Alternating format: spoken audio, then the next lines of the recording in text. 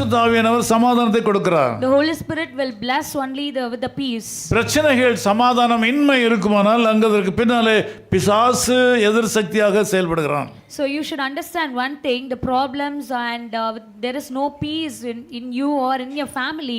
You should understand clearly that Satan only bringing all those things. அவனை கையாள வேண்டிய விதத்தில் கையாண்டால், If you know to handle in such a way, அவனோடு போராட வேண்டிய வழியிலே போராடினால், if you know to have a good battle in நாம் such ஜெயம் பெற a way, முடியும். you will see the victory. ஓ பிசாசே என்று சொல்கிறதுனால சாதாரண ஓடி விட மாட்டான். Just like that, rebuking him is not, he will not fly out of your place. பிசாசை சபிக்கிறதுனால வேலை முடியாது. Just because cursing Satan, your work is not done. அதற்கு நம்முடைய வாழ்க்கையிலே ஒரு பெரிய கடமை இருக்கிறது. For that you have a great responsibility in your life. அதை நீங்கள் உங்கள் வீடுகளில் போய் எபேசியர்களின் நிருபத்தை படிக்க வேண்டும். You have to learn and when you have a quiet time, meditate on Ephesians. உச்சந்தலையிலிருந்து உள்ளங்கால் வரையிலும் ஆண்டவராகிய இயேசு கிறிஸ்துவின் சர்வ ஆயுத வர்க்கத்தை தரித்துக் கொள்ள வேண்டும்.